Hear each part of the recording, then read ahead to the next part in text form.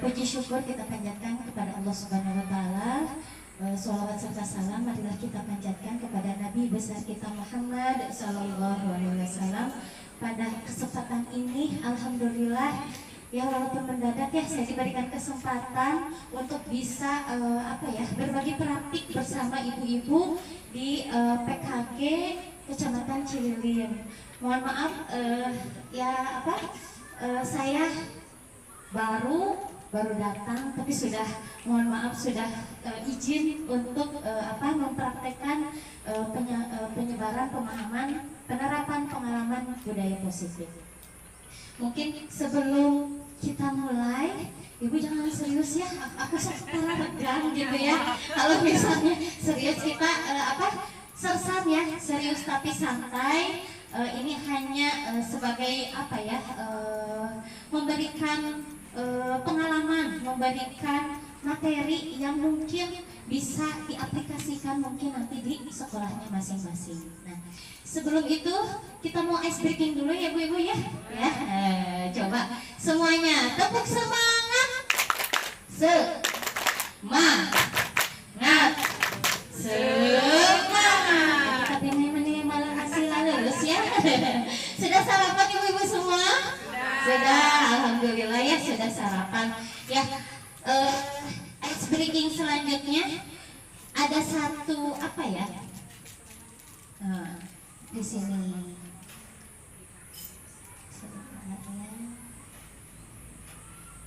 Nih, ada ice breaking Bu.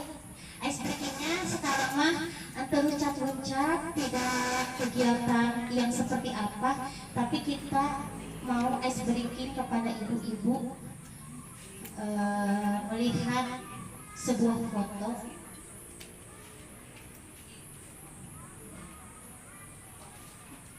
Nah, ini Bu. Nah, ice breaking. Nah, coba dilihat ya Bu ya gambarnya. Siapa yang mencuri? Coba dilihat. Ada yang bisa Ibu? Coba dengan di sana ada ibu-ibu yang sedang hamil membeli baju, terus kemudian ada bapak-bapak yang sedang selfie. Nah, kira-kira siapa ya yang menjadi pencuri? Ada pencuri? Ada nggak ya? Ada? Ibu hamil? Apakah betul? Ada yang lain? Bapak selfie? Betul? Coba kita lihat ya. Yang benar adalah betul Bu. Tadi Ibu siapa Ibu? Ibu Nur Aini. Betul, dari TK mana Bu? Dari TK Arapa. Aplaus dulu buat Ibu. Wah, ternyata betul Bu. Si bapak-bapak ini Bu yang mencuri karena sudah mengambil kacamata ya yang masih tergantung notanya atau barcode-nya ya. Nah, barcode-nya. Coba dicek lagi ya konsentrasinya. Nih Bu, mana yang paspornya palsu? Kira-kira tuh saya mau ke luar negeri Bu? Belumnya sampai Bu agak aja. Nih, yang mana Bu? Yang galing. Yang galing betul? Oke, ternyata Ibu keren. Betul Bu, ternyata yang galing. Nah, karena foto paspor mengharuskan latar belakang putih Bu. Jadi yang ini yang ada backgroundnya berarti itu palsu. Betul. Keren ya ibu-ibu, udah hebat nih. Aduh, salariannya selingkuh ya. Nih, mana yang selingkuh Bu? Yang coba satu-satu Bu. Aku masuk siun tadi rambut teh. Coba satu Bu, ya Bu. Yang baju hijau, yang perempuan itu ya? Ya. Coba ada yang lain? Yang pink sama yang itu tuh kuplukan. Oh, yang pink sama yang kuplukan. Betul ya? Ada yang berpengalaman? Oh, karena tidak ya? Mungkin jauh-jauh ya dari yang perselingkuhan seperti itu. Ya, kita lihat ya Bu. Betul. Tepuk tangan dari Ibu siapa? Ibu Rina. Oke, dari TK mana Bu?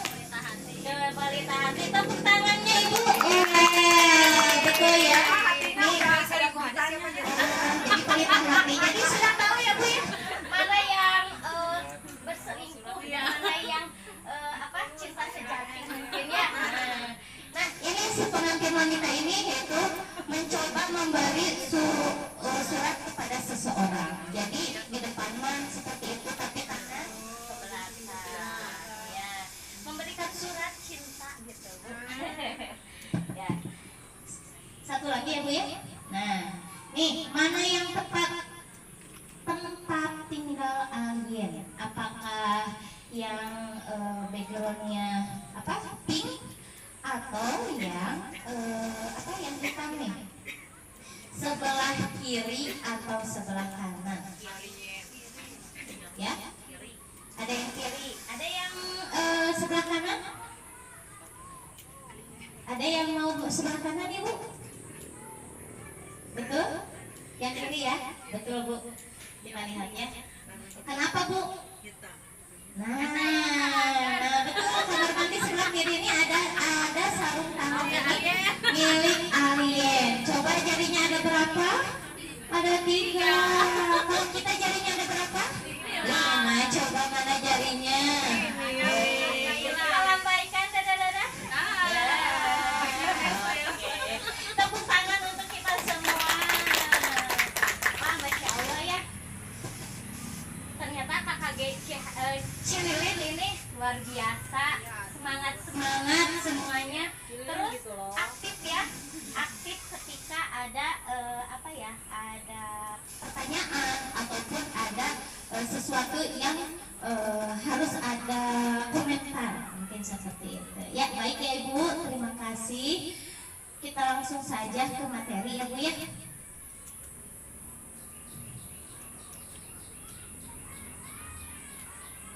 Sebentar. Nah,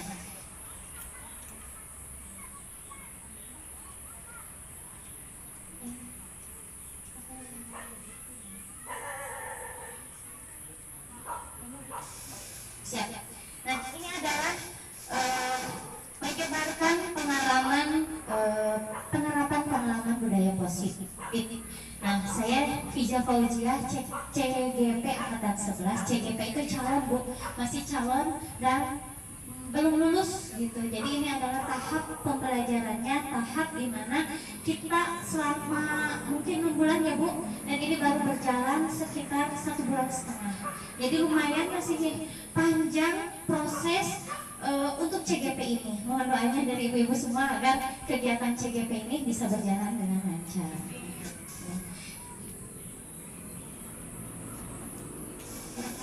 Ada bapak ya. Nah ini udah Pak yang tadi Pak, yang budaya positif. Bukan Pak yang awal tadi. Nah ini adalah budaya positif. Ada yang bisa Bu menggambarkan budaya positif itu apa? Baca dulu biasa. Nah, budaya positif adalah budaya positif merupakan perwujudan dari nilai-nilai atau keyakinan universal yang diterapkan di sekolah. Budaya positif dapat mendorong murid untuk mampu berpikir, bertindak, dan menciptakan sebagai proses memerdekakan dirinya sehingga murid mampu mandiri dan bertanggung jawab. Jadi budaya positif ini adalah di mana hal-hal yang positif sudah dibudayakan dan sudah ada.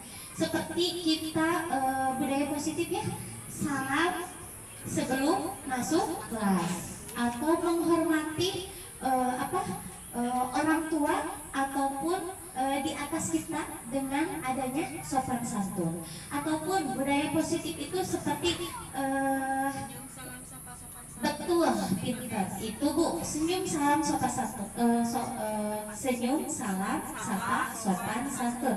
Hal tersebut adalah sudah berbudaya ya, karena kita adalah ketimuran, dan itu sudah menjadi budaya yang sudah kita terapkan. Mungkin di sekolah juga Ibu sudah ya menerapkan 5S itu kepada anak-anak. Nah, selanjutnya Pak. Nah, ini adalah konsep budaya positif. Nah, konsep budaya positif ini terdiri dari beberapa bagian, yaitu perubahan perubahan paradigma belajar, kemudian disiplin positif, kebutuhan dasar manusia, motivasi perilaku manusia, posisi kontrol guru, adanya segitiga restitusi, dan keyakinan kelas. Ini adalah budaya positif yang terdiri dari beberapa bagian. Nah, yang pertama yaitu perubahan paradigma belajar. Nah, perubahan paradigma belajar ini di mana kita, lanjut Pak, kita adalah yang dimana paradigma merupakan pembelajaran yang dirancang berdasarkan pembelajaran berdiferensiasi. Ada yang tahu Bu pembelajaran berdiferensiasi? Apa Bu? Boleh angkat tangan. Mungkin udah nggak aneh ya Bu ya? Sudah tidak aneh dengan pembelajaran berdiferensiasi. Yaitu pembelajaran di mana kita sebagai pendidik harus menyesuaikan kebutuhan peserta didik. Jadi disesuaikan dengan minat, disesuaikan dengan bakat. Jangan sampai pembelajaran itu gimana gurunya dipaksakan. Ada guru misalnya materinya itu harus ini, tapi ketika melihat kondisi anak tidak bisa seperti itu. Nah, kita harus merubah pembelajaran dengan paradigma baru, di mana paradigma baru itu adalah pembelajaran berdiferensiasi, di mana kita melihat kebutuhan-kebutuhan peserta didik dan kita melayani kebutuhan tersebut. Mungkin kebutuhan itu berbagai macam ya, dilihat dari minat, kemudian dari metode pembelajarannya. Anak-anak itu misalnya metode pembelajarannya bisa visual, audiovisual, ataupun kinestetik. Nah, kita itu sebagai guru harus bisa memfasilitasi minat bakat anak tersebut. Jangan sampai memaksakan keinginan guru ataupun targetan dari kurikulum yang sudah kita rancang. Selanjutnya, yang kedua adalah disiplin positif. Nah, disiplin positif adalah pembiasaan-pembiasaan hal yang baik mencakup sikap atau perilaku maupun tutur kata oleh seluruh warga sekolah. Nah, di sini ibu-ibu, saya mau tanya, apakah budaya positif atau disiplin positif dulu? Betul, Bu. Hal yang pertama yang harus kita tanamkan kepada anak adalah berawal dari disiplin positif, yaitu dengan cara pembiasaan. Pembiasaan di sekolah, walaupun sudah ada gitu misalnya budaya positif, tapi kita harus diingatkan lagi kepada anak-anak. Salah satunya yaitu dengan mendisiplinkan positif, di mana hal tersebut masih kadang anak lupa ya. Biasa ke sekolah anak-anak salim kadang lupa ya Bu ya, datang nyelonong, atau misalnya datang ke kelas tanpa mengucapkan salam. Nah, di sini sebelum kita terciptanya budaya positif harus ada disiplin positif sehingga anak-anak itu teringat lagi dan saling mengingatkan antara satu dengan yang lainnya. Ya, mangga Pak. Nah, ini profil pelajar Pancasila. Wah, ini sudah molotok mungkin ya, dengan profil pelajar Pancasila, di mana kita itu bertujuan atau menaungi beriman dan bertakwa kepada Tuhan Yang Maha Esa, berakhlak mulia, kemudian berkebinekaan global, mandiri, posisi kontrol guru, benar, kritis, dan kreatif. Ini adalah profil pelajar Pancasila yang dimana kita harus dalam setiap pembelajaran harus bertujuan kepada profil Pancasila. Sudah mencangkup semua apa yang diharapkan dari kurikulum Merdeka. Coba di sini ibu-ibu sudah berpindah, sudah kurikulum Merdeka kah atau masih peralihan dari kurikulum 13 ke kurikulum Merdeka? Mungkin masih penyesuaian ke kurikulum Merdeka. Masih meraba-raba, mungkin tidak apa-apa Bu. Yang salah mah yang nggak mencoba ya. Ketika kita sudah mencoba dan hasilnya itu masih jauh dari apa yang diharapkan, minimal kita sudah mau mencoba. Menteri cobaan mah terang ya Bu ya. Apa yang itu teh berhasil atau tidak, apakah itu sudah layak atau tidak. Nah, hal yang pertama yang ibu harus lakukan adalah mencoba. Nyari ke anak, ayo coba, Ari ibu-ibu ketika ada perubahan paradigma baru, dahoreang antos we kieu lah saayana, terus kepala sekolah oge tidak berkomentar, jadi ya sudahlah, yang ada saja gitu. Lanjut. Yang ketiga adalah kebutuhan dasar manusia. Nah, kebutuhan dasar manusia ini merupakan sesuatu yang kita lakukan untuk mendapatkan apa yang kita inginkan. Ada yang tahu Bu dengan kebutuhan dasar manusia apa saja? Sandang, pangan, papan. Ada yang lain? Pulsa, Bapak operator Ibu dicatat pulsa. Yang lainnya mungkin kebutuhan dasar manusia selain tadi sandang, papan. Apa Bu? Ilmu, apalagi? Apa ya? Nanti kita lihat ya, apa saja kebutuhan dasar manusia. Jadi ketika kebutuhan dasar manusia ini sudah terpenuhi, insya Allah anak-anak akan ataupun kita akan sesuai dengan jalurnya Bu. Coba kalau ibu-ibu kebutuhannya apa? Coba ke suami.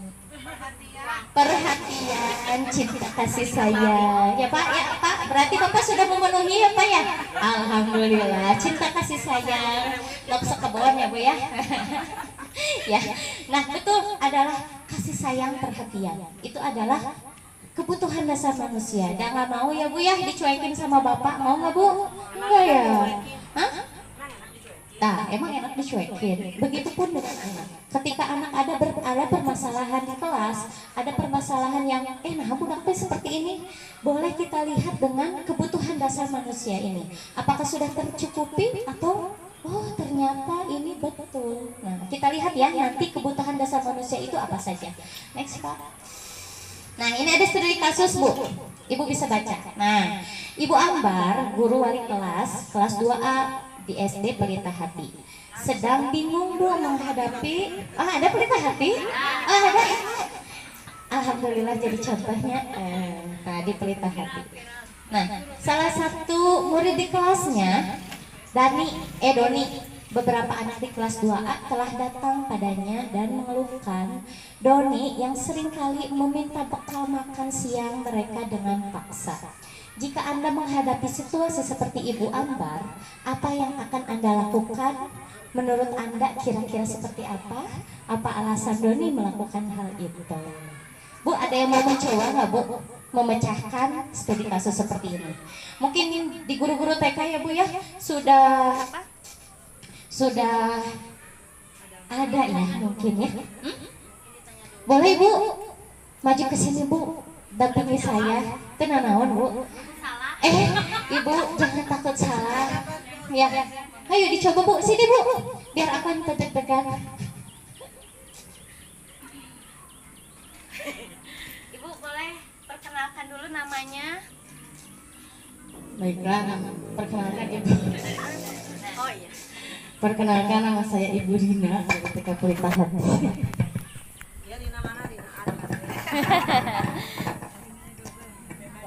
Gimana Bu? Kan seorang guru yang mengeluh dengan sikap anaknya yang sering minta bekal paksa makan siang temannya, seperti itu mungkin ya Bu ya.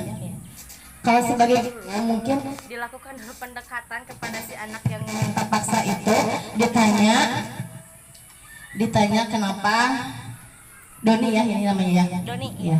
Mungkin Doni ditanya dulu si anaknya kenapa suka meminta makan siang kepada temennya mungkin ya. Nah mungkin si anak itu dari sana akan menceritakan keluhannya mungkin Bu ya. Apakah mungkin dari rumahnya dia kurang perhatian orang tua karena tidak diberi bekal makanan, atau mungkin karena mungkin orang tuanya sibuk atau apa. Jadi kita sebagai guru itu mungkin harus melakukan dulu pendekatan kepada anak tersebut. Jadi tidak langsung menjas memarahi atau apa seperti itu mungkin Bu. Wah, luar biasa. Terima kasih Ibu Rina. Masya Allah, di tas ibu ada ibu. Tas kecil, aduh luar biasa ya. Tepuk tangan untuk ketua IG kita. Masya Allah ya. Terima kasih. Ada hadiahnya. Aduh ibu terima kasih ya. Oh iya. Sama-sama kita belajar ya bu ya. Betul sekali bu. Dari studi kasus ini nggak mungkin ya kita sebagai guru TK langsung menghardik ataupun menghakimi ya bu ya. Kumaha lamun salah menghakimi atau ngontrol orang tua murid. Nanti seperti apa kita profesi sebagai seorang guru. Betul kata Bu Rina tadi, kita menanyakan dulu kenapa, ataupun misalnya memanggil dulu bagaimana nih anak-anak ini ataupun anak yang namanya Doni ini melakukan hal seperti itu. Kita gali dulu informasi, validasi data dulu, betul tidak apa yang dilaporkan oleh teman-temannya. Apakah Doni melakukan hal seperti itu? Ketika melakukan, kita nggak boleh langsung kamu tuh nggak tahu gitu ini dan sebagainya. Nah nanti kita gali dulu informasi, terus gali dulu kenapa, ada alasannya mungkin ketika Doni melakukan hal seperti itu. Terima kasih Ibu ya, betul sekali. Lanjut. Nah, yang kedua tuh, betul Bu, ini kita paparkan. Kebutuhan dasar manusia. Nah, kebutuhan dasar itu adalah satu, bertahan hidup. Seperti tadi, kita butuh makan, sandang, papan, pangan. Nah, ini adalah kebutuhan dasar kita. Nggak mungkin ya, kalau kita misalnya nggak makan, nggak mungkin ya. Nggak mungkin ya, kalau misalnya kita nggak pakai baju rumah untuk berteduh, itu adalah kebutuhan dasar. Yang kemudian yang kedua itu kasih sayang dan rasa diterima. Tuh kata tadi Ibu Rina ya, ketua IGTK kita, kasih sayang itu tidak bisa Bu kalau kita nggak dapat kasih sayang. Aduh Bu, minim kasih sayang, wah apa yang terjadi ya? Kita tidak akan respect mungkin kepada yang lain. Kemudian penghargaan, kita juga ingin ya dihargai oleh teman sejawat, dihargai oleh kepala sekolah kita, dihargai oleh orang tua murid kita.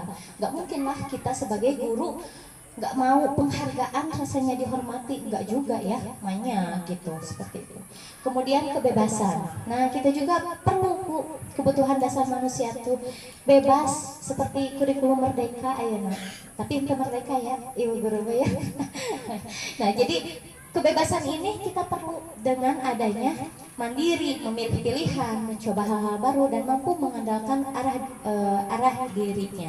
Kemudian kesenangan, ya kesenangan bermain, humor, antusias dan tertawa. Mungkin ibu-ibu mah healing ya Bu ya. Ibu perlu healing nggak? Perlu ya tuh, Berina perlu. Ya, agendakan untuk ini ya untuk holiday Bu Rina. Siap tuh udah di ini ya Pangandaran. Nah ini adalah kebutuhan dasar manusia yang tidak bisa hanya satu-satu gitu. Jadi harus semuanya harus terpenuhi. Tidak bisa sekarang hanya bertahan hidup saja. Udah weh sok dikasih makan, cul weh ke budak teh. Tidak diberikan perhatian, kasih sayang, kesenangan, baiklah asal hidup. Gak bisa kan seperti itu. Jadi ini adalah hal yang harus dipenuhi kepada anak-anak kita maupun kita pribadi sebagai orang dewasa. Ketika kebutuhan dasar manusia ini sudah terpenuhi, insya Allah hal-hal yang melenceng, hal-hal yang tidak sesuai dengan rodanya itu akan meminimalisir Bu. Nah seperti itu. Lanjut Pak. Nah, ini adalah motivasi perilaku manusia. Nih, ada 3 motivasi Bu. Nih, ketika kita sebagai guru ya, motivasi kita ke sekolah apa Bu? Yang pertama tugas. Tugas, amanah. Apalagi Bu, ketika kita tugas ke sekolah? Menyampaikan ilmu. Nah, nih motivasi ini ada 3 Bu. Yang pertama untuk menghindari ketidaknyamanan atau hukuman. Ke sekolah we ngarah tadi omelan ku kepala sekolah. Ke sekolah we ngarah teu gandeng eta kepala sekolah hayu we terus. Ini gimana ini ke sekolah? Kira-kira ibu-ibu sok kesiangan enggak? Hah? Kadang-kadang cuma gitu ya. Gimana nih Ibu kalau kesiangan ke kepala sekolah nih? Lapor dulu. Gimana Bu lapornya? Lapor Pak. Gimana Bu? Oh iya. Oh, jadi lapor dulu ya secara media sosial mungkin ya bahwa kita ada telat, kemudian alasannya seperti apa. Karena kita adanya motivasi perilaku ini yaitu menghindari ketidaknyamanan atau hukuman. Yang kedua, untuk mendapatkan imbalan atau penghargaan dari orang lain. Terkadang kita seperti itu ya, karena dikasih hadiah, terus datangnya ke satu, biar nanti dikasih hadiah, bisa seperti itu. Ataupun untuk menjadi orang yang mereka inginkan dan menghargai diri sendiri dengan nilai-nilai yang mereka percaya. Mungkin saya percaya kepada guru-guru di sini bukan range di motivasi perilaku yang pertama, yaitu ketidaknyamanan dan menghindari hukuman. Saya yakin ibu-ibu di sini semua sudah berpikir dan sudah menjadi sesuatu yang ingin dihargai diri sendiri. Salah satunya dengan ini nilai-nilai dan kepercayaan yang harus kita tumbuhkan. Jadi tidak perlu lagi menghindari hukuman, tidak perlu lagi sekarang datang ke sekolah karena ingin dapat hadiah, tapi sudah menjadi kepribadian yang dimana ini adalah tanggung jawab saya ketika saya harus ke sekolah, ketika saya harus disiplin, ketika saya harus menjadi contoh untuk anak-anak. Mau mungkin kan ayeuna ibu guru hayu kesiangan, teman-teman ibu kesiangan. Nah itu seperti apa ya nanti pengaplikasian kepada anak didik kita kan role model ya Bu ya, role model di mana kita adalah sebagai contoh yang paling konkret kepada perilaku anak-anak kita di sekolah.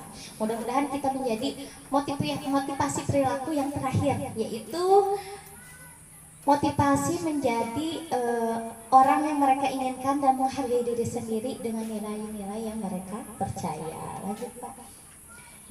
Nah ini adalah posisi kontrol guru. Nah posisi kontrol guru nih, ada yang suka menghukum, ada yang membuat merasa bersalah, ada yang sebagai teman, pemantau atau manajer.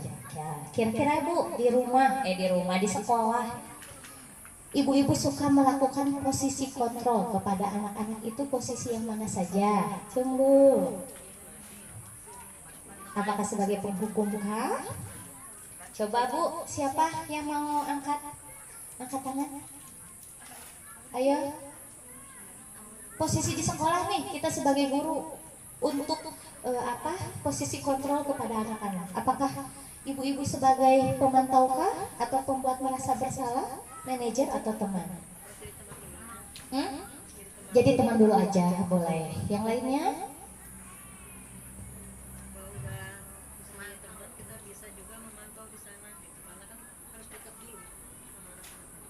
Betul. Misalnya bisa kita bisa juga ada yang jadi kalau jadi temannya kita jadi teman, jadi kita selama nggak canggung ke anak-anak ya bisa ini kan ke anaknya Ya ke anak kan kita posisi sebagai posisi kontrol guru.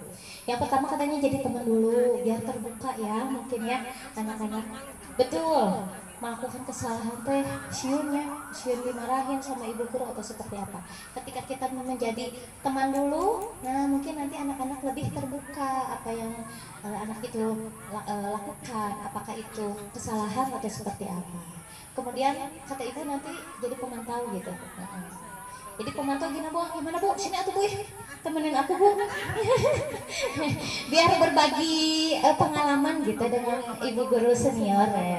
Ayo Bu, sini aja. Ayo Bu Rita, kayak bagi diri tuh, ibu aja di diri itu. Ayo hiji deui. Bu kalau kurang nanti bisa ditambahin. Iya. Kamu harus segera. Ya. Kita awalnya posisi kontrol dulu itu pertama kita jadi teman dulu, karena apalagi awal-awal anak-anak masih malu-malu, masih ingin sama mama, betul tidak? Iya, masih ingin apalagi di kelompok A kebanyakan yang masih ditunggu sama orang tuanya. Oleh itu kita harus lebih dekat dulu aja sama anak-anak, lebih enjoy dulu lah, sama lebih nyaman gitu. Kalau udah nyaman, kita di sana juga bisa menjadi guru itu sebagai pemantau juga, mengamati. apa kelebihan anak, apa kekurangan anak, di sana bisa guru sebagai pemantau juga, atau juga sebagai manajer. Manajer itu manajerial ya. Manajerial itu adalah sebagai ya apa ya?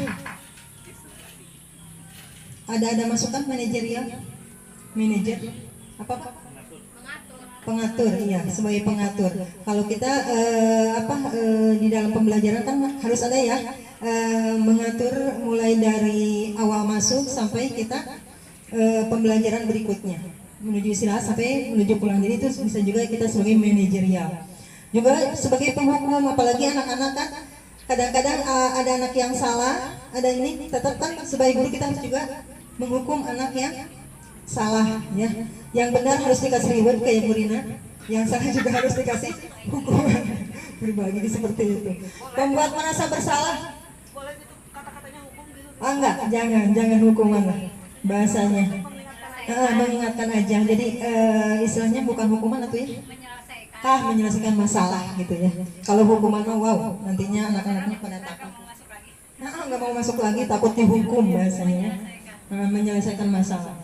Jadi anak-anak kalau akan ada reward juga, ada bentuk apa tuh, jangan hukuman, jangan sanksi atau ibu yang lebih itu nyaman. Pembuat merasa bersalah harus ya, anak yang bersalah harus merasa bersalah. Jangan kadang-kadang kalau bahasa ini nama ya Bu ya, ada bahasa watajros, wajah tanpa dosa. Ya lempeng aja bersalah tuh ya, udah bersalah ke temannya gak minta maaf, gak apa, lempeng aja gitu. Ya jangan sampai seperti itu anak kita di generasi yang sekarang ya, apalagi yang sekarangnya lebih fokus ke HP ya, jarang sosialnya, jarang dinikah gitu. Itu mungkin Siapa tuh? Ya tepuk tangan. Ini Bu, Ibu. Ini cuma oleh-oleh.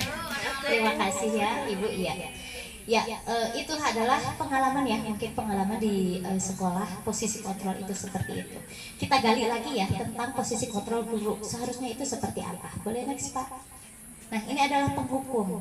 Saya kira tadi betul ya, dihukum, asa gimana gitu ya menghukum anak-anak.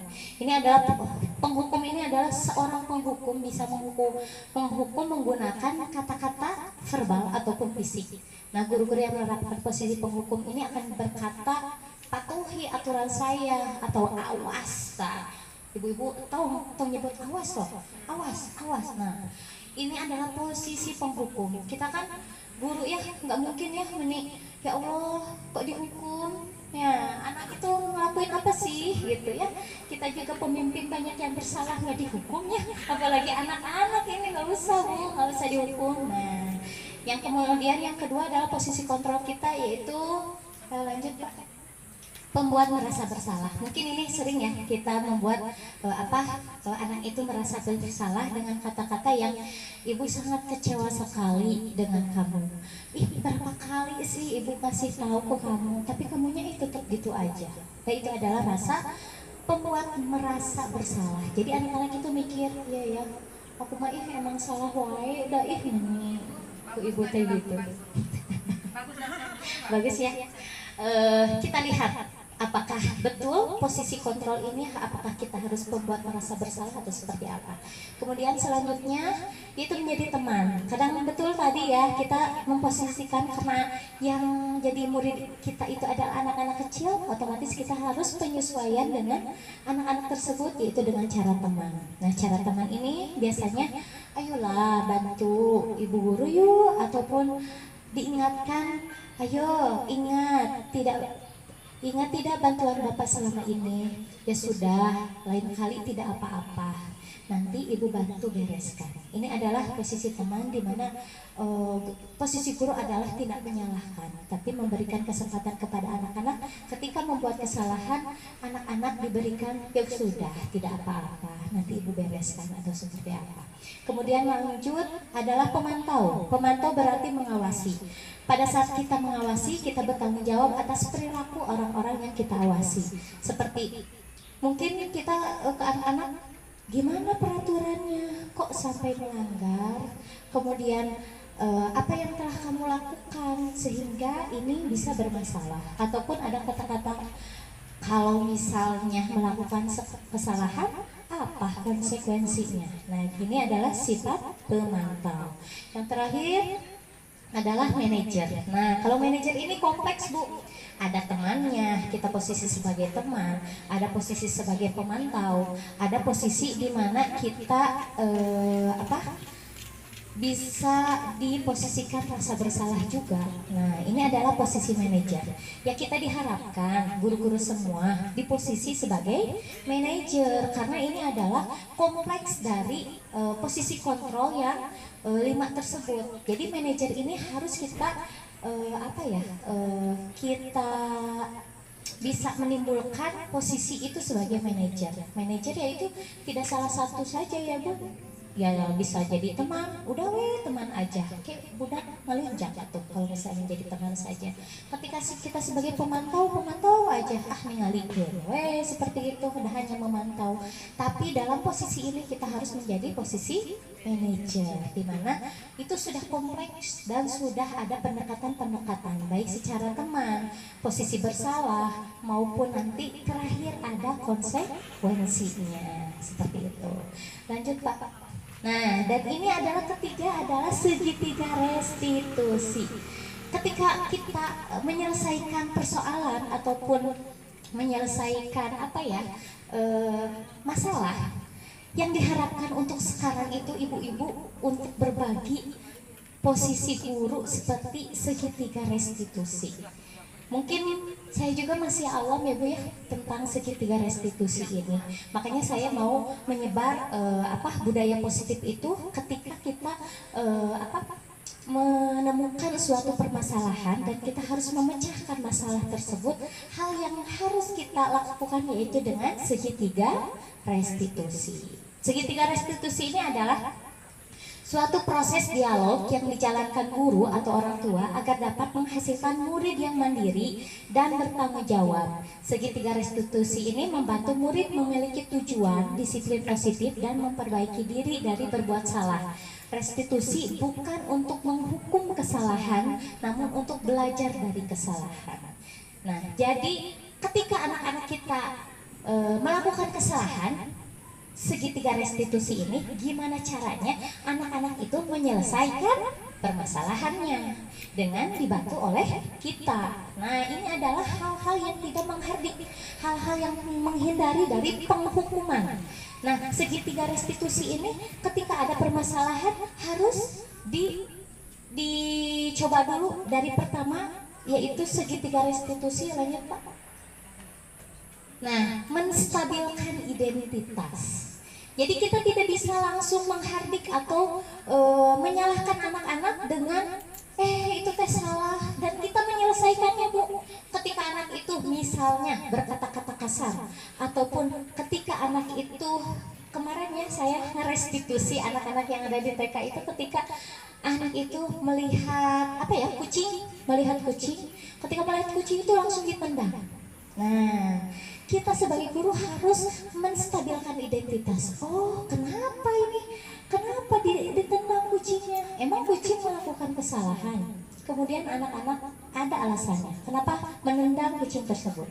Apa coba, Bu, yang terjadi? Anak itu berbicara. Habisnya mama aku nggak suka kucing. Jadi kata mama aku, ketika ada kucing, ya udah pukul aja, tendang aja, karena mama aku nggak suka kucing. Berarti kamu juga Berarti kamu juga nggak suka kucing? Iya, disuruh mama supaya benci kucing.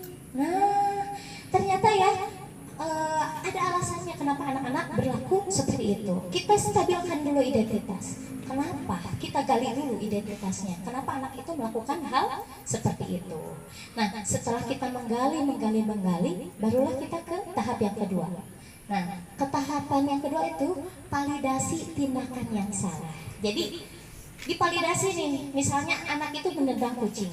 Dipalidasi dulu tindakan yang salah, apakah itu betul atau salah. Ketika betul, apa alasannya, dan ketika salah apa alasannya. Ya, kenapa? Tadi alasannya karena mama aku nggak suka kucing. Kemudian nanti aku juga tetap nggak suka kucing. Jadi harus diusir, harus ditendang. Karena suka pup di teras. Nah, kenapa sih Mas Cu itu nggak suka kucing? Karena suka pup di mana aja. Jadi mama aku sebel sama kucing. Aku juga sama sebel. Nah, kemudian nanti kita validasi dan terakhir yaitu menanyakan keyakinan. Nah, hal ini adalah kita balikan lagi. Yakin kita kepada anak itu. Kan ada hadisnya menyayangi binatang. Apakah betul ketika binatang itu disakiti, apakah perilaku itu sudah benar atau salah? Nah, kita meyakinkan dulu, menanyakan keyakinan. Nah, kalau contoh di sekolah yaitu ketika kita membuat keyakinan kelas, Bu. Nah, sudah pernah Bu mengaplikasikan untuk keyakinan kelas? Ada yang sudah Bu keyakinan kelas? Nah, jadi sebelum kita pembelajaran dimulai, alangkah lebih baiknya kita membuat keyakinan-keyakinan kelas di sekolah. Seperti misalnya nanti seperti ini ya, ibu-ibu, keyakinan kelasnya apa ketika di sekolah. Misalnya ada yang anak hadir tepat waktu, itu sudah menjadikan keyakinan kelas. Kemudian ketika ibu guru berbicara, anak-anak mendengarkan. Terus ketika keyakinan kelas, jadi ibu keyakinan kelas itu antara ibu guru dan anak-anak. Nanti ketika di kelas nih kesepakatan sama kesepakatan kelas, keyakinan kelas. Jadi itu yang harus kita buat dengan anak-anak ketika kita mau belajar atau menciptakan budaya positif di kelas. Jadi ada anak itu diingatkan dengan kesepakatan kelas yang harus dituruti oleh anak-anak. Jadi itu akan terlontar dari anak-anak itu tersendiri, bukan kita yang menyuapi ataupun misalnya nanti di kelas nggak boleh lari-lari ya, nanti nggak boleh pukul-pukul ya, nanti atau tidak boleh. Jadi itu menimbulkan hal-hal yang negatif. Ketika hal tersebut tercetus oleh anak itu sendiri, itu akan menjadi kesepakatan kelas dan akan menjadi aturan-aturan kelas yang wabarakatuh. Alhamdulillahirrahmanirrahim. Wassalatu wassalamu ala asrofil anbiya'i wal mursalin wa ala alihi wa ashabihi ajmain. Pertama-tama marilah kita panjatkan puji dan syukur kehadirat Allah Subhanahu wa taala karena pada hari ini kita semua bisa berkumpul bersama di kegiatan pertemuan untuk membahas menyebarkan pemahaman penerapan pengalaman budaya positif. Sebelum itu saya ucapkan terima kasih kepada para guru-guru yang sudah bisa hadir di acara kali ini. Kemudian saya juga berterima kasih banyak kepada seluruh orang tua, siswa, siswi TK Azikra yang sudah meluangkan waktu di kegiatan kali ini.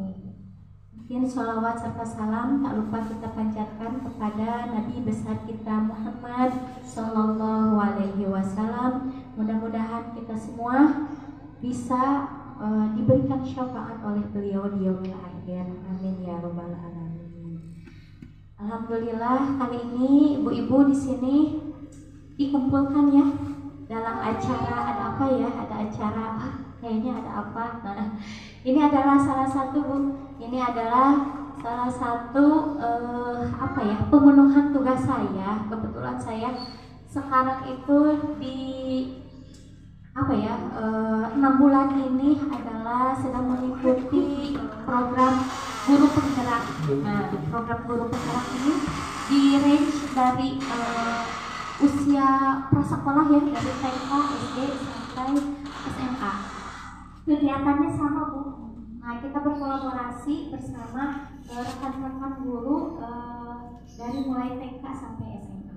Jadi CGP ini adalah guru penggerak untuk menggerakkan para guru untuk motivasi mungkin untuk pengalaman pembelajaran yang lebih baik lagi untuk anak-anak.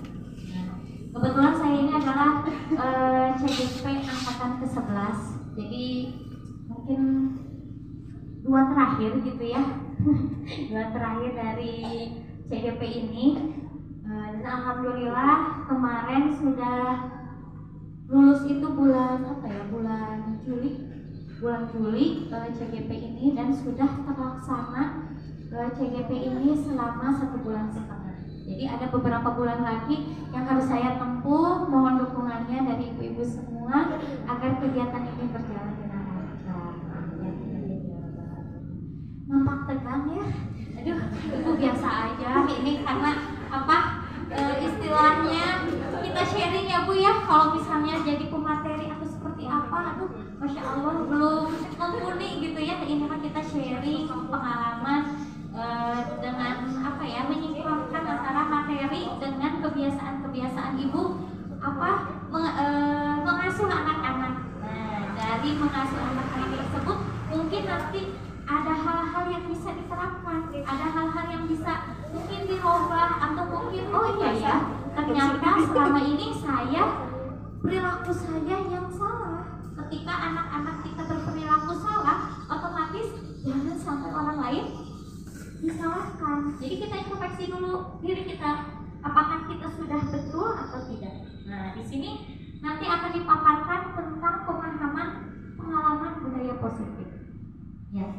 Sebelum kita lanjut ya, kita ice breaking dulu ya, ibu-ibu, biar fokus nih yang di depan, yang di belakang kira-kira sudah fokus atau belum ya. Kita mau tepuk aja Bu. Kalau tepuk 1 berarti 1. Tepuk 2, 2. Tepuk 3 berarti 3 ya. Oke, siap. Tepuk 1, 2, 3. Ada yang dosa 2 sih. Coba sekali lagi, siap. Tepuk 1, 2, 3. Ada ya. Oke, masih pagi, masih konsentrasi, masih full ya energi ya. Oh, sudah ada konsumsinya? Sudah ya? Oh, sudah habis dulu? Allah, ini materi masih panjang. Insya Allah nanti dikondisikan lagi ya. Nah, alhamdulillah ya Bu ya. Ternyata ibu-ibu semua masih konsentrasi, masih antusias. Mudah-mudahan sampai akhir ya kita bisa bersinergi bersama. Nah, di sini adalah budaya positif. Nah, budaya positif ini adalah merupakan perwujudan dari nilai-nilai atau keyakinan universal yang diterapkan di sekolah. Budaya positif dapat mendorong murid untuk mampu berpikir, bertindak, dan menciptakan sebagai proses kemerdekaan dirinya sehingga murid mampu mandiri dan bertanggung jawab. Nah, ini adalah diharapkan budaya positif ini ada dan hadir gitu.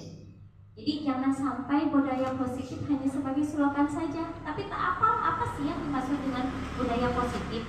Nah, kemudian di sini ada disiplin positif. Siapa yang tahu budaya positif beda tidak ya dengan disiplin positif? Ada yang tahu Bu? Oke, Ibu boleh sebutkan namanya. Ini Bu.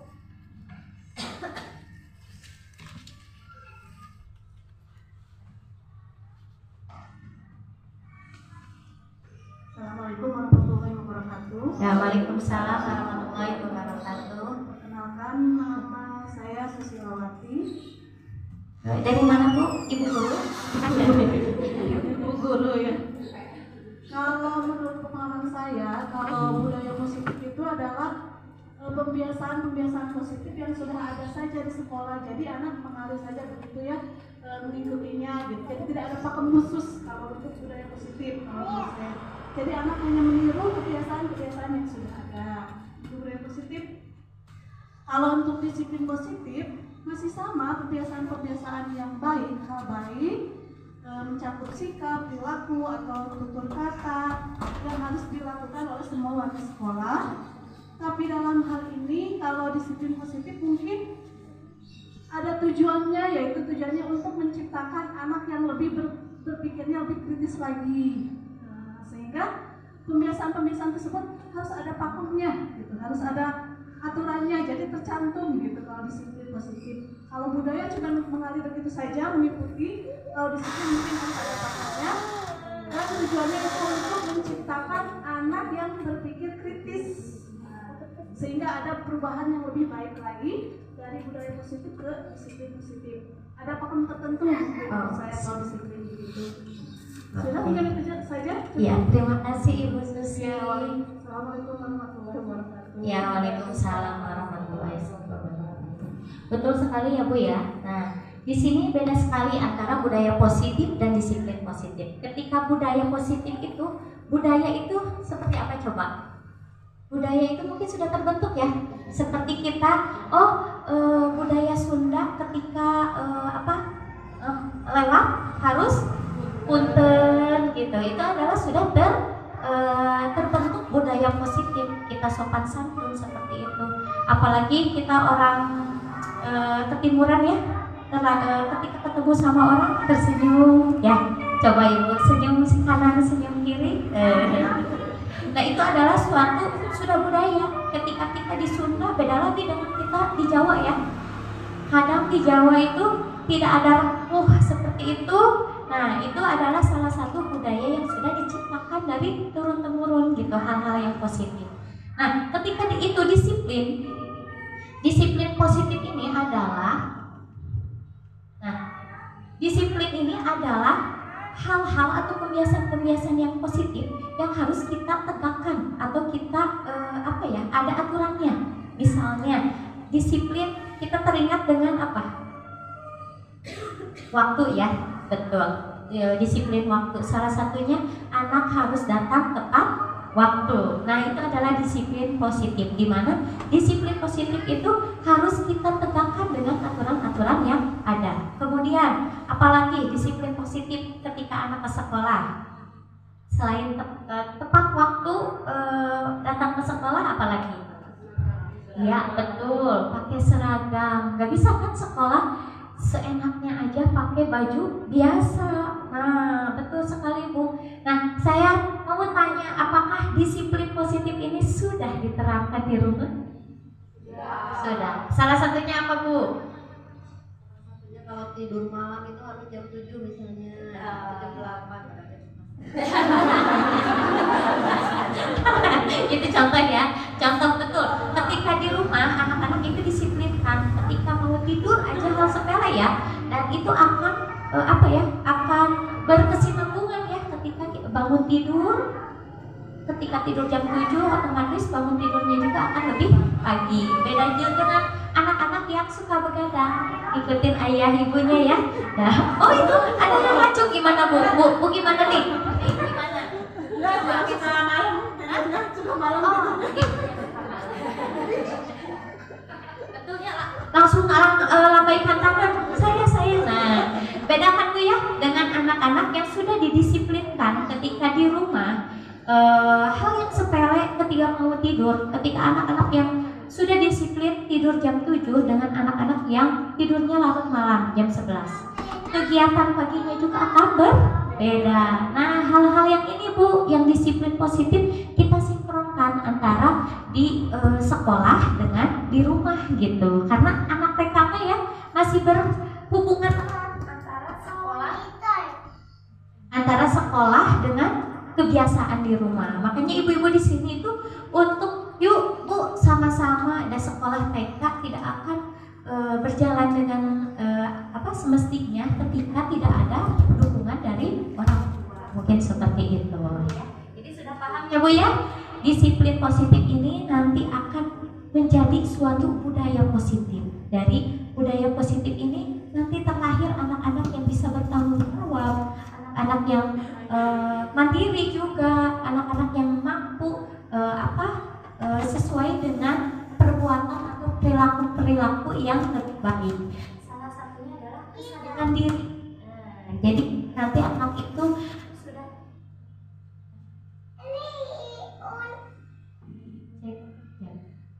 jadi nanti itu diciptakan disiplin positif menjadi budaya positif sehingga nanti lahir tumbuh anak-anak itu mempunyai jiwa kesadaran diri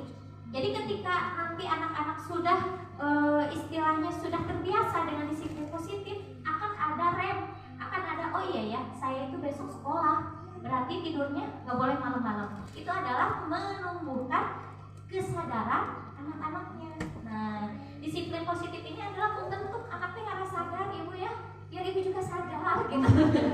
Ya, biar ibu-ibu juga tahu ketika peraturan sudah ada ya jangan dilanggar bu. Disesuaikan dengan apa yang kita sudah sudah dihubungkan dari hari ke hari itu sudah disiapkan, jangan sampai berubah begitu saja. Ya, seperti itu ya bu.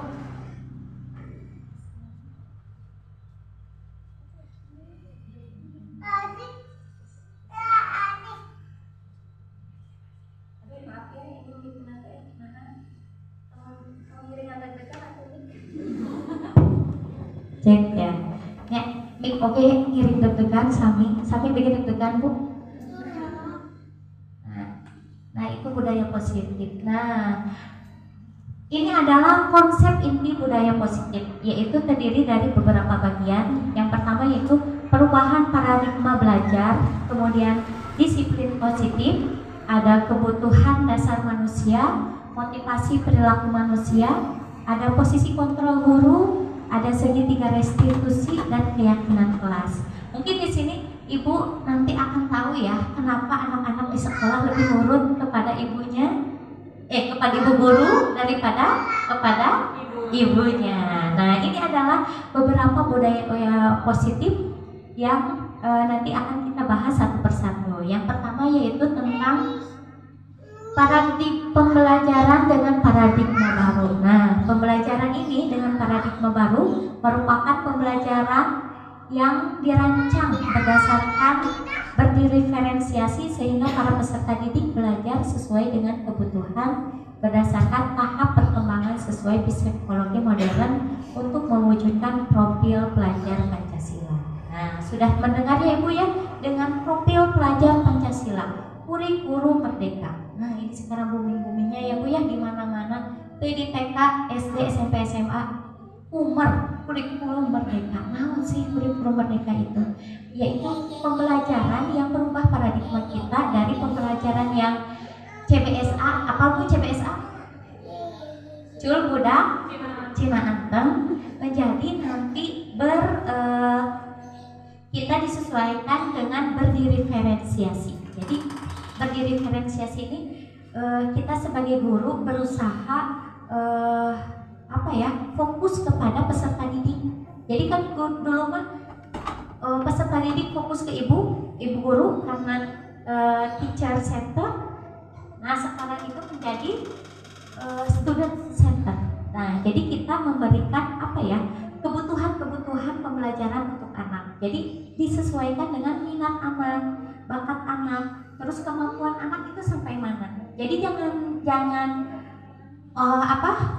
murid yang memahami kita, tapi kita yang memahami murid kebutuhannya apa. Karena setiap anak itu unik ya. Jadi kita harus tahu kebutuhan anak, kemampuan dan minat anaknya itu, pembelajaran itu seberapa. Nah ini harus dirubah dengan adanya kurikulum merdeka. Nah profil pelajar Pancasila. Nah salah satunya ini sudah mencakup pembelajaran yang berdiferensiasi. Nah ini Bu adalah profil pelajar Pancasila. Profil pelajar Pancasila ini adanya beriman dan bertakwa kepada Tuhan Yang Maha Esa, ada berkebinekaan global, mandiri, kemudian bernalar kritis dan kreatif, ya seperti itu. Kemudian lanjut lagi ya Bu ya. Tadi disiplin positif sudah, kemudian ini adalah tentang ini adalah kebutuhan dasar manusia. Ada yang tahu Bu kebutuhan dasar manusia apa saja? Makan. Apa Bu lagi? Pakaian. Sandang, pangan, papan. Oke. Selain sandang, pangan, papan, apalagi Bu? Kasih sayang, betul. Pendidikan, apalagi Bu? jalan-jalan healing ya, berarti itu teh perasaan senang ya. Betul, perasaan senang kan kita harus happy ya, anak-anak harus happy, itu adalah kebutuhan dasar manusia. Betul Bu, kebutuhan dasar manusia ini merupakan sesuatu yang kita lakukan untuk mendapatkan. Kenapa yang kita inginkan? Seluruh tindakan yang kita lakukan memiliki tujuan. Semua hal baik yang kita lakukan agar kebutuhan dasar kita dipenuhi dengan baik. Betul sekali Bu ya tadi. Nah nih ada studi kasus kayak gini Bu, saya bacakan ya. Nanti siapa yang mau kira-kira nih kebutuhan dasar apa yang belum terpenuhi nih. Ada studi kasus.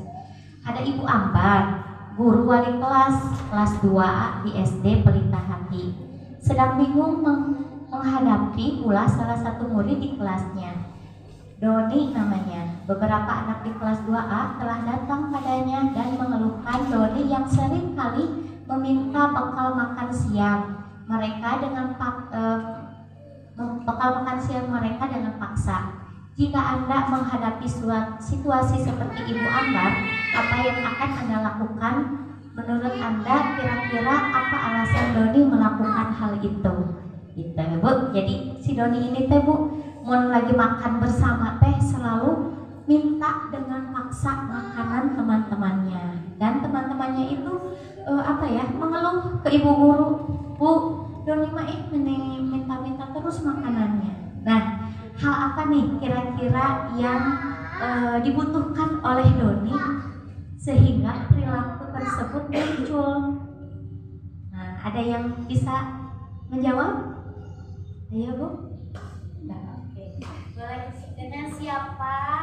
Dari orang tua siapa? Nama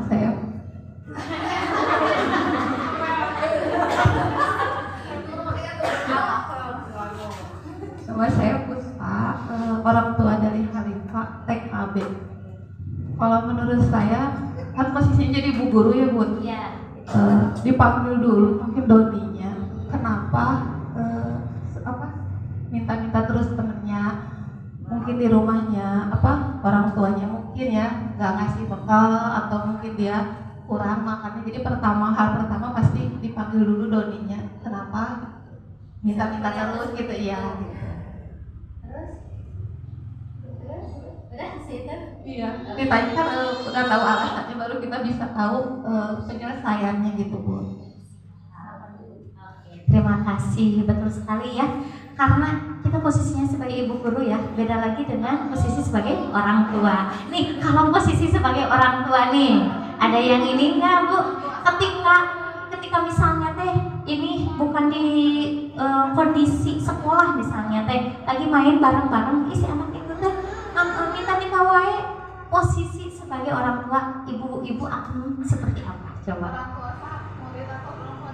Orang tua murid ya, orang tua murid ke anak si Doni tersebut. Boleh. Kalau aku yang sekarang Ya, aku yang sekarang sebagai orang tua. aku yang dulu ya. Kalau yang sekarang kan tetap ditanya Doninya. Kalau aku yang dulu Ya, mungkin aku yang dulu cik seperti apa Bu dengan kasus seperti ini? kalau aku yang dulu mah kan kayaknya anaknya ditarik Bu, gak usah main lagi sama Doni. Karena dulu mah belum terlalu mengertinya. Kalau sekarang mah apapun hal tuh pasti dilihat dulu kenapa gitu, anaknya kenapa nggak langsung. Kalau dulu aku emang tipe anak misalnya anak aku diganggu, pasti yang ditarik anak aku ya gitu Bun, udah gak usah main lagi gitu tuh. Jadi bukan menyelesaikan masalah, tapi kalau yang sekarang pasti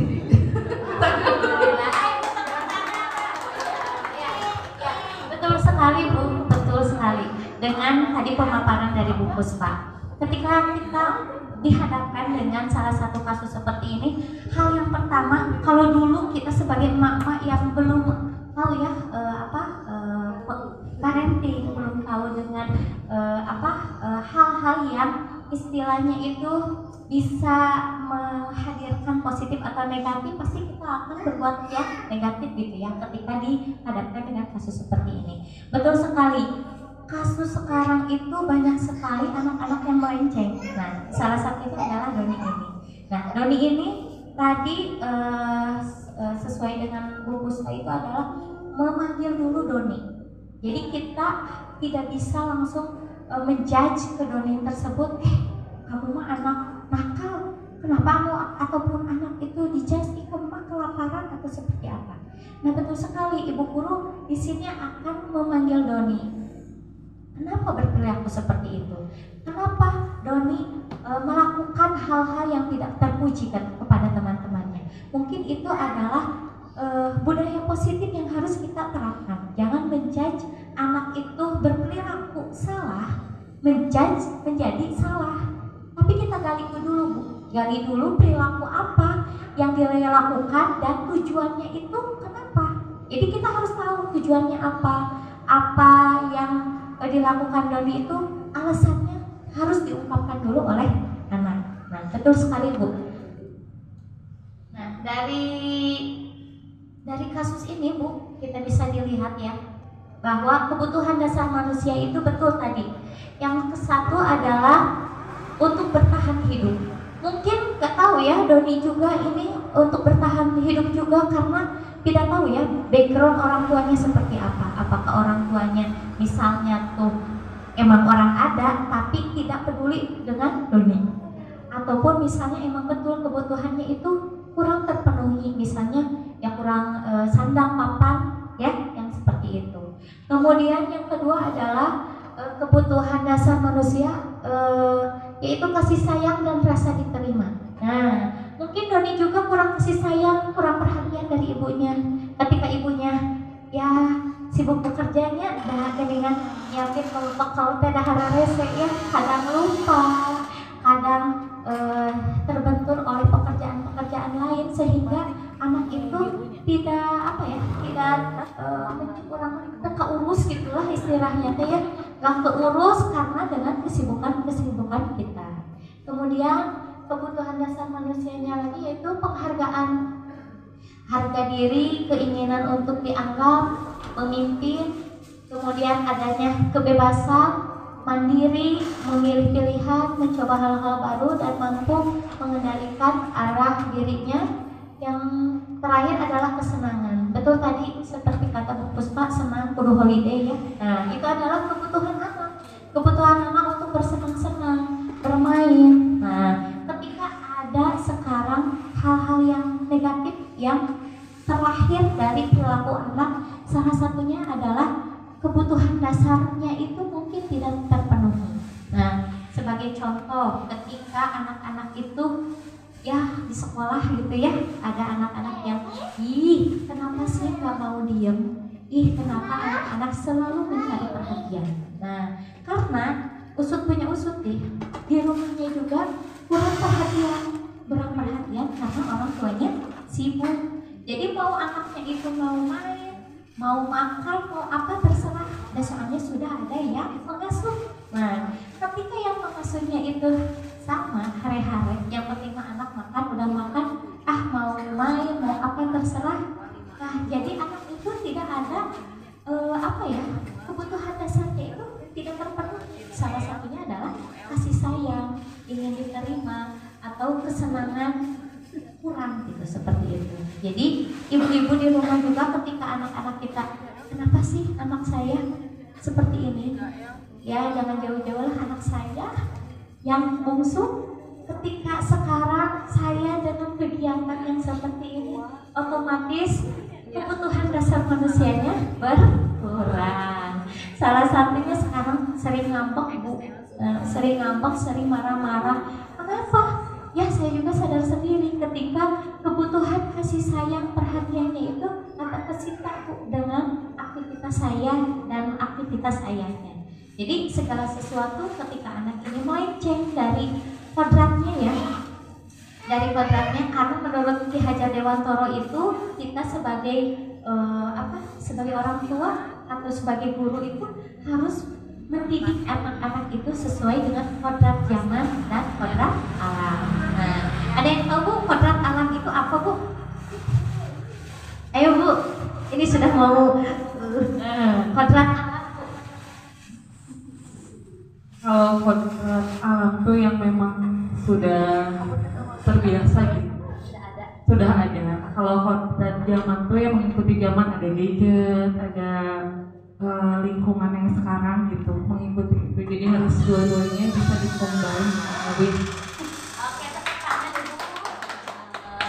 Ya, betul sekali Bu, dengan filosofi kehadiran Dewantoro itu adalah kodrat alam dan kodrat zaman. Kodrat alam itu yaitu apa ya? Kodrat yang sudah Allah apa ya?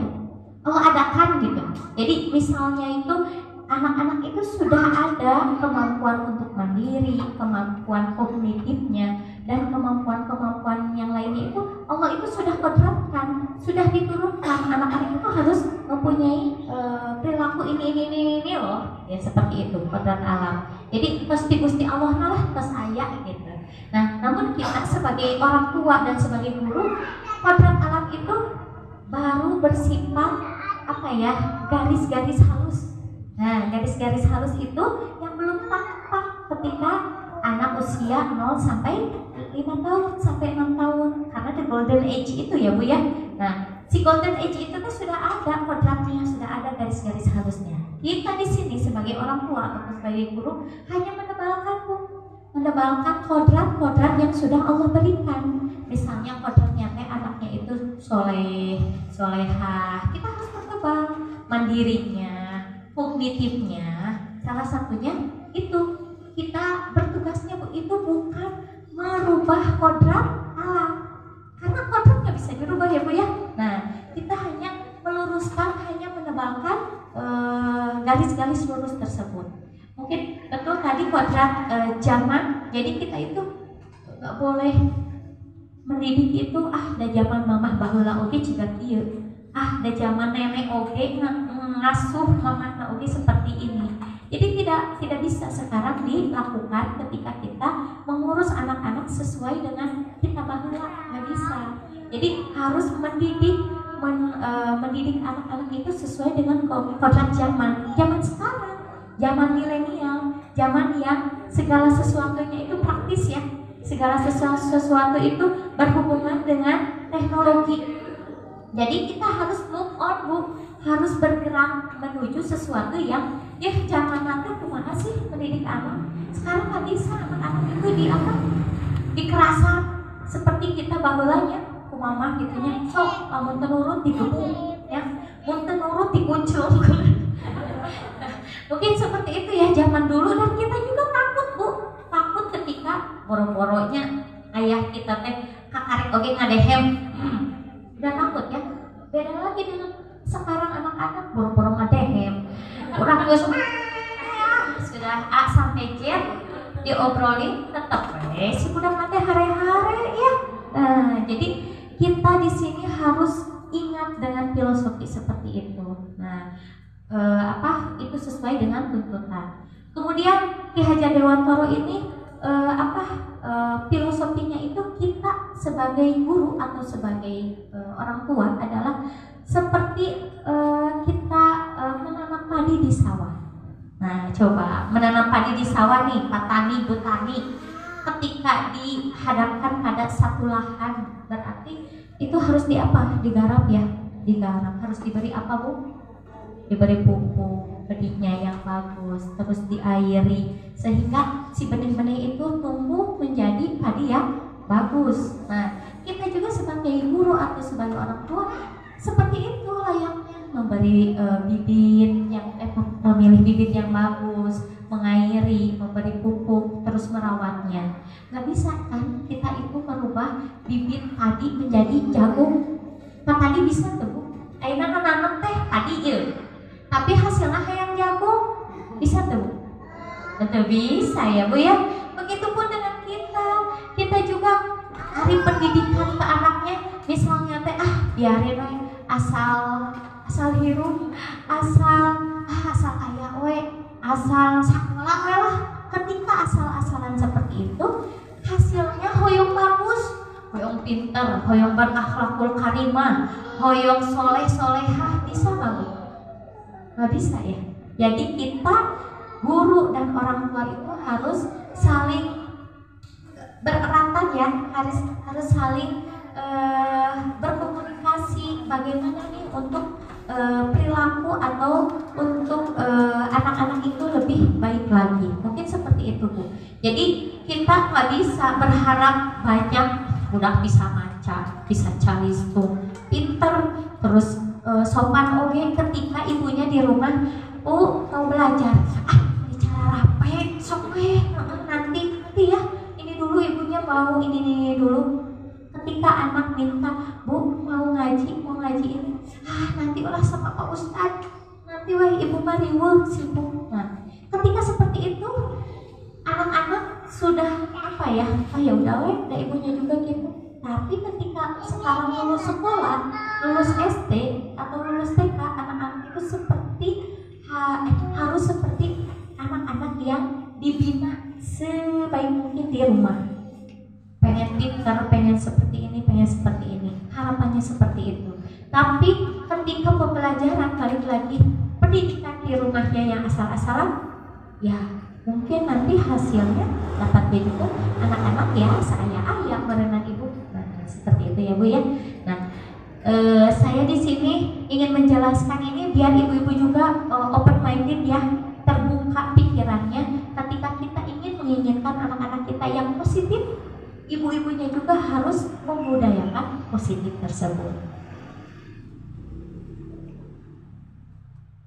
Nah, ini adalah ini Bu, posisi kontrol. Nah, posisi kontrol di sini ibu guru di sekolah posisi kontrol itu ada 5. Yang satu penghukum, kedua pembuat merasa bersalah, ketiga teman, pemantau dan manajer.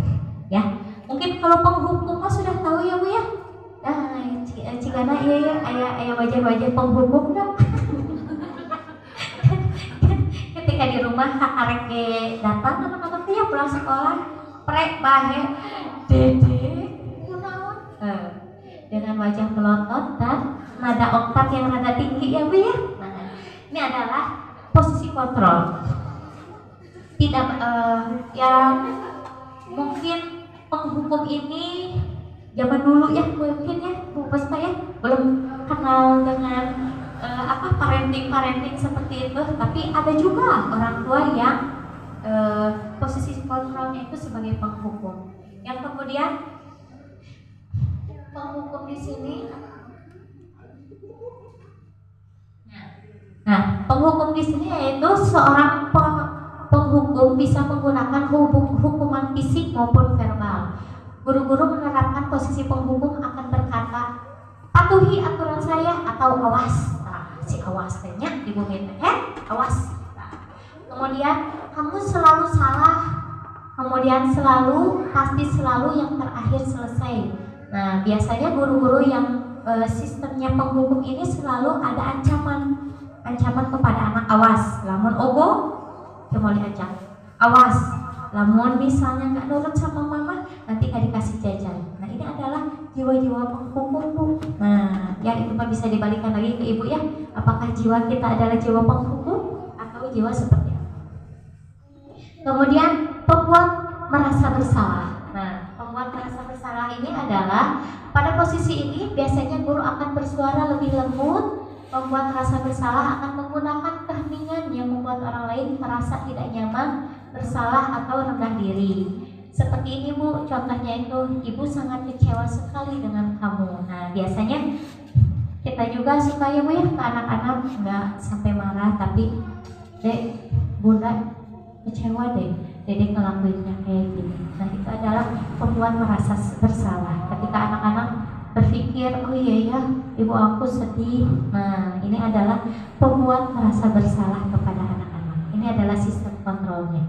Kemudian yang selanjutnya sistem teman. Nah guru pada posisi ini tidak akan menyakiti murid, namun akan tetap berupaya mengontrol murid melalui persuasi. Posisi teman pada guru bisa negatif ataupun positif.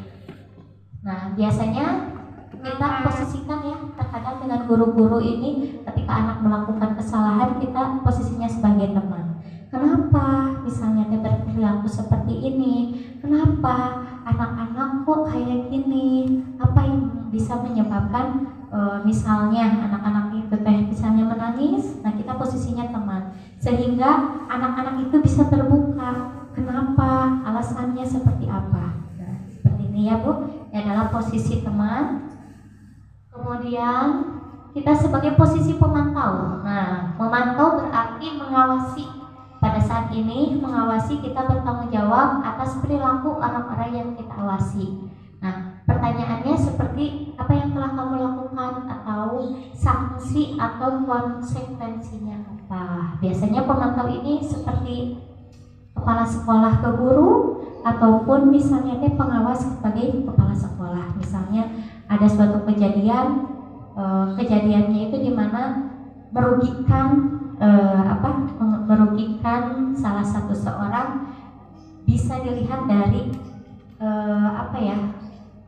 konsekuensinya. Ketika kita melakukan perilaku seperti itu, nanti akan berdampak konsekuensinya seperti apa. Dan pemantau ini hanya memantau perlakuan kita, apakah sesuai dengan norma-norma yang ada atau melenceng. Ketika norma-norma yang ada kita laluinya betul, otomatis kita juga akan berdampak pada konsekuensi yang akan kita dapatkan gitu. Kalau misalnya posisi ini sebagai pemantau. Kemudian, nah ini adalah posisi terakhir, adalah posisi manajer.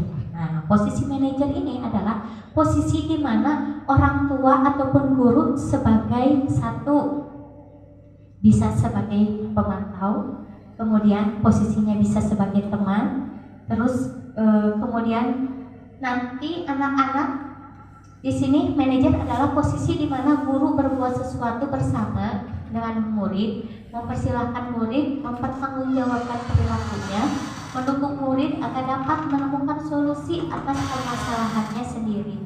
Seorang manajer telah memiliki keterampilan di posisi teman maupun pemantau, dan dengan demikian bisa jadi di waktu-waktu tertentu kembali kepada kedua posisi tersebut bila diperlukan.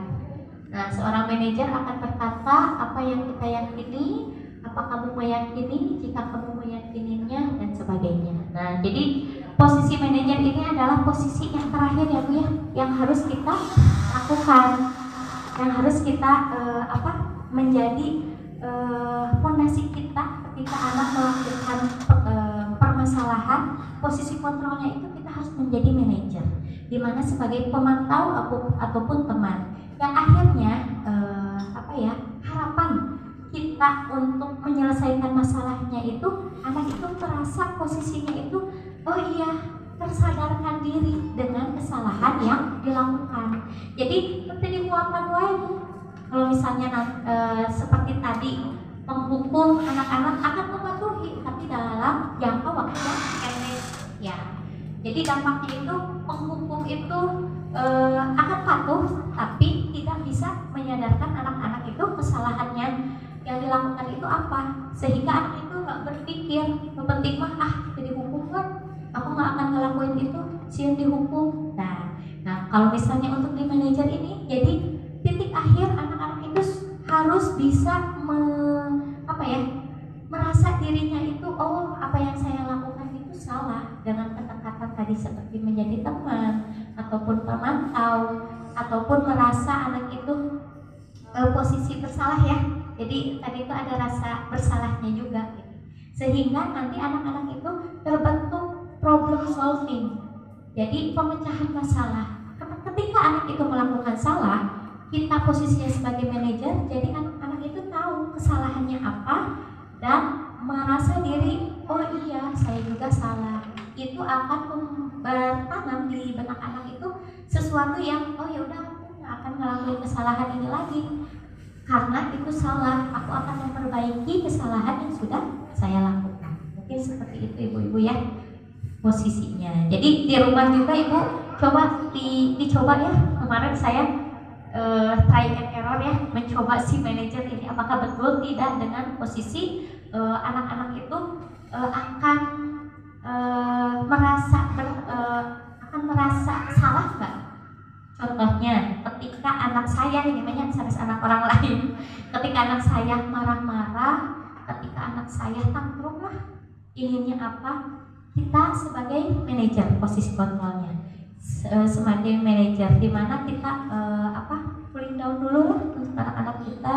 Kenapa bisa diluapkan dulu emosinya ketika nangis, besok nangis aja dulu. Nah, nanti ketika sesudah nangisnya itu reda, boleh kita tanya-tanya sebagai teman, kenapa sih adik teh marah-marah seperti ini? Kenapa sih perlakuan adik teh kok bisa sedahsyat ini sih marah-marahnya? Pengennya apa? Nah, boleh nanti dilakukan seperti itu ya, posisi kontrolnya. Kemudian selanjutnya yaitu nih, ada segitiga restitusi. Ya, ibu-ibu sudah mendengar belum Bu segitiga restitusi? Barusan? Oh ya, barusan.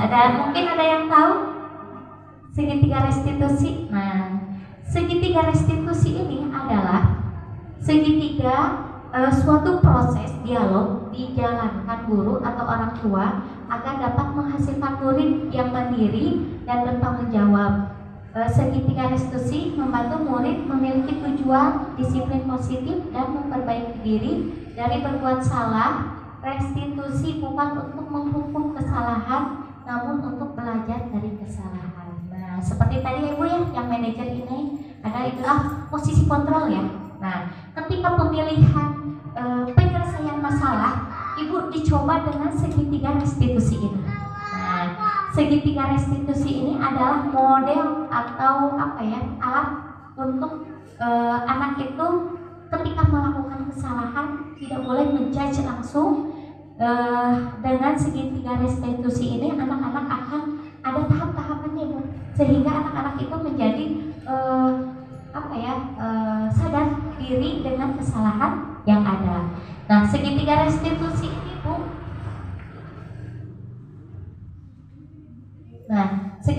segitiga restitusi itu salah satunya yaitu menstabilkan identitas. Nah, menstabilkan identitas itu suatu proses dialog yang dijalankan guru oleh orang tua agar dapat menghasilkan murid yang mandiri dan bertanggung jawab. Segitiga restitusi membantu murid memiliki tujuan, disiplin positif, dan memperbaiki diri dari buat salah. Nah, gitu Bu. Jadi distabilkan dulu Bu, distabilkan dulu tujuannya, kenapa adik itu berperilaku negatif atau berperilaku seperti ini. Distabilkan dulu identitas. Setelah distabilkan identitas, kemudian yang keduanya yaitu validasi tindakan yang salah. Jadi divalidasi dulu, salah naon, atau ujuk-ujuk ayeuna da ade mah baku gitu wae, da marah-marah wae atau seperti apa, tanpa menanyakan dulu tindakan yang salahnya itu apa. Ketika adik melakukan kesalahan satu, tapi tidak ditanyakan dulu, tidak divalidasi dulu kesalahannya apa, nanti anak-anak bingung juga. Nah, kemudian yang terakhir yaitu menanyakan keyakinan. Nah, menanyakan keyakinan ini adalah menanyakan ke anak tentang keyakinan anak tersebut, apakah ini betul sikap positif, sikap yang baik atau tidak. Jadi dengan perlakuan misalnya anak itu kesiangan ya, disiplin misalnya. Anak harus datang tepat waktu, misalnya di sini 7:30. Nah, ketika anak itu datang pukul 8 atau 8:30, nah kita juga nggak bisa, ya mai kabarangan wae, karena sih ini nah tanpa diberitahu dulu. Nah, yang ke satu tadi apa Bu? Yang ke satu kita tentang menstabilkan identitas dulu. Kenapa nih anak-anak ini? Kenapa deh kesiangan? Kan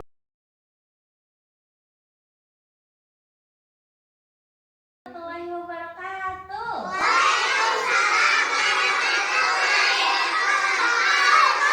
kabar teman-teman hari ini? Alhamdulillah luar biasa. Semangat hari ini ya.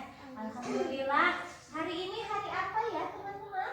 Kamis. Betul, hari Kamis. Kalau hari Kamis teman-teman pakai baju apa? Iya, profesi atau pakai baju ini pangsi atau baju adat ya. Oke, alhamdulillah nih hari ini kita bisa bertemu lagi ya. Kalau senang hati tepuk tangan. Kalau senang hati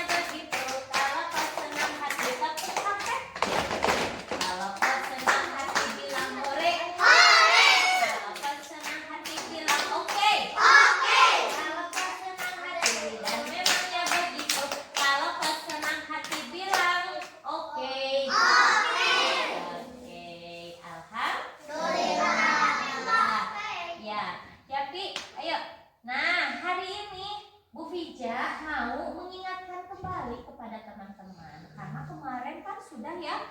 Sudah teman-teman membuat kesepakatan kelas ya? Masih ingat dengan kesepakatan kelasnya?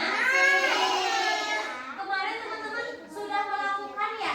Ya, sudah melakukan menempel kesepakatan kelasnya. Nah, mau diulang-ulang lagi nih. Kira-kira teman-teman masih ingat nggak ya dengan kesepakatan kelas? Nih, ada kesepakatan kelas. Kita tulis ya. Kesepakatan kelas.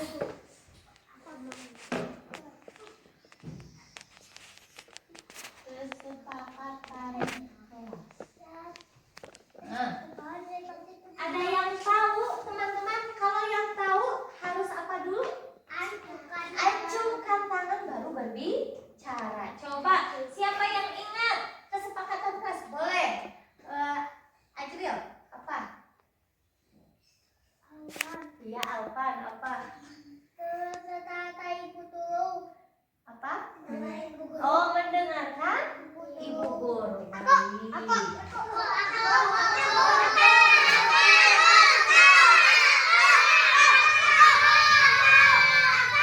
Harus tertib. Tunggu dulu sebentar. Mendengarkan ibu guru. Oke, belum di ini. Oke, siapa lagi? Lebaran. Duduk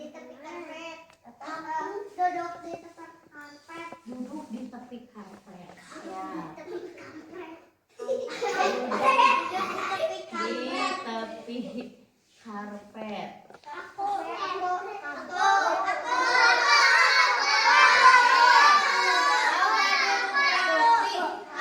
Oke, kan? Kalau yang tadi kalau mau berbicara jangan aku cukup angkat tangan aja. Ya. Siapa lagi ya? Apa Sanu? Kalau menjaga kebersihan, baik. 3, menjaga kebersihan.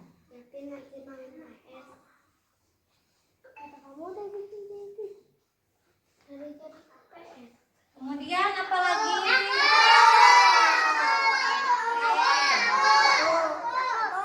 Ini teh Fajril ya?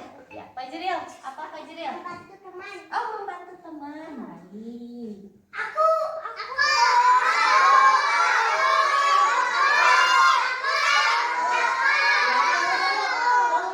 Lomba duduk rapi. Tinggal perempuan. Oke. Minta izin. Minta izin apa? Minta izin kepada teman-teman mau main, mau pulang, mau ke kamar mandi harus minta izin, betul.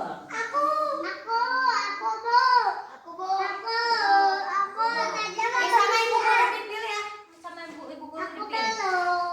Gian apa? Udah jaga kebersihan. Tadi apa? Tolong teman, membantu teman sudah. Apalagi yang diingat? Minta izin udah apa? Betul. Harus datang tepat waktu. Datang tepat waktu itu kemana? Ke rumah? Betul, ke sekolah. Datang tepat waktu. Siapa yang ke sekolahnya suka siang? Yang suka siang? Hah? Ibunya kesiangan. Kenapa bisa kesiangan? Akunya bangunnya telat. Kira-kira biar datang tepat waktu ke sekolah harus apa teman-teman? Cepet-cepet ya, cepet mandi. Terus kira-kira biar tidak telat ke sekolah, pas tidurnya harus apa? Iya, harus cepat, tidak boleh tidurnya malam. Ya, dia suka jam berapa? Tuh teman-teman, Gian datang ke sekolahnya telat karena bangunnya telat. Ternyata tidurnya jam berapa? Jam 10. Aku tidur jam 11. Kira-kira kalau tidur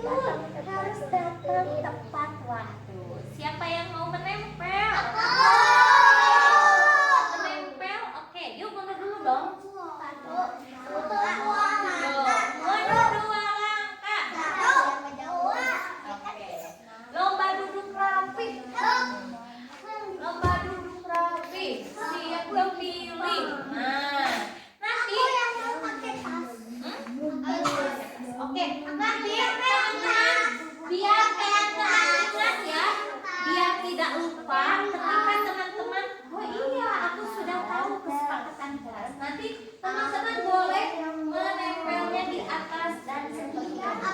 Datang tepat. Bisa? Oke, yang mau dipilih nih. Aku yang nomor 2. Yang belum tadi nih. Nomor 1. Yasmin. Ayo Yasmin pilih Yasmin. Yasmin Yasmin sama Aldara. Aldara boleh ini. Harus apa katanya? Harus datang tepat waktu. Katanya Rubik aku 1.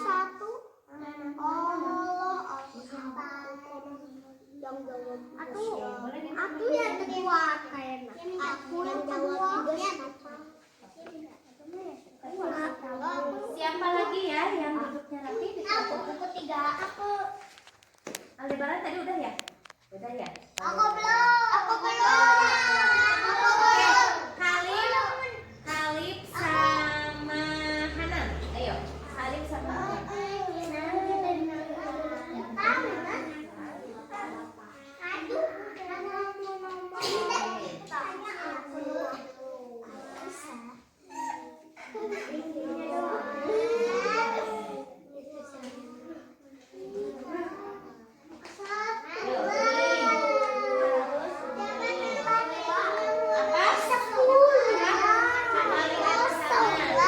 Harus apa katanya? Harus mendengarkan ibu ya. Iya, berarti teman-teman ketika ada perintah dari ibu guru, teman duduk yang rapi berarti harus mendengarkan ibu guru. Boleh nih? Di tempel. Yuk, sebentar ya.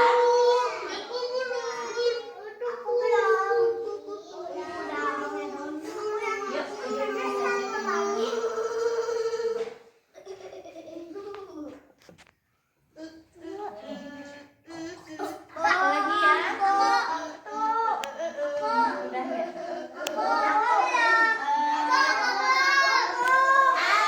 Al sama Japi. Ayo Al sama Japi.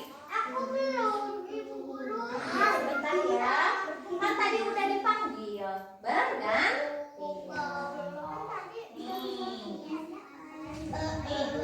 Nih Japi. Japi sini. Ayo boleh di sini. Ayo. Teman, ada yang mau bantu nih? Bacanya apa? Coba lihat di sini. Nih. Coba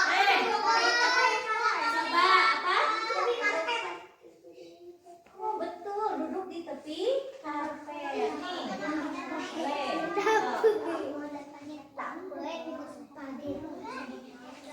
Nih, di sini jalan dulu. Di nih semuanya. Ini suhu, suhunya dilem. Ayo.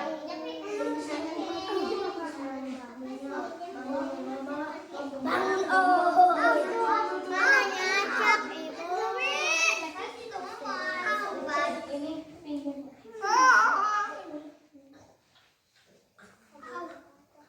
Nanti kalau biar gini kamu tinggal jilat aja tangan.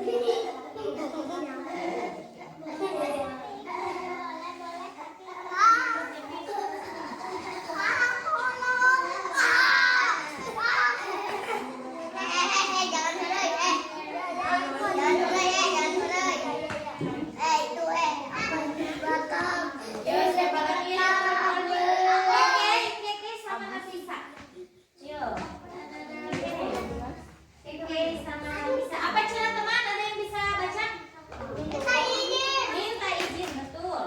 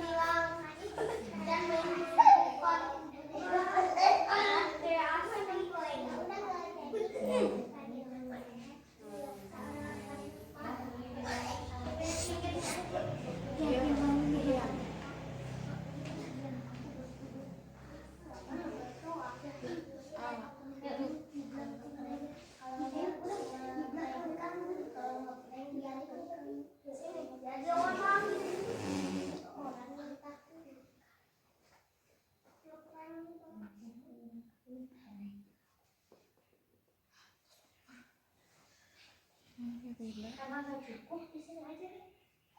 Di sini. Nih. Di sini. Satu lagi nih teman nih. Siapa yang mau? Aku.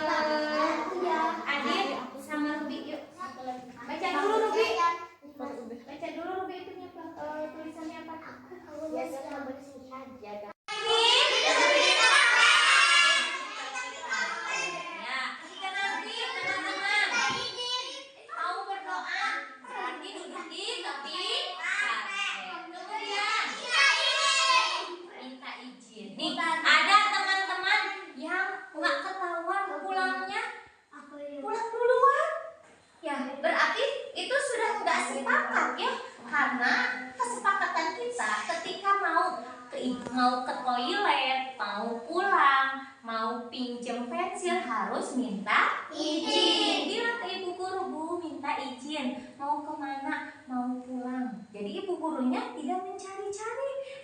Pas dicari-cari, kenapa udah pulang, udah di rumah? Berarti boleh tidak meminta izin? Tidak, harus meminta izin. Kemudian ini apa?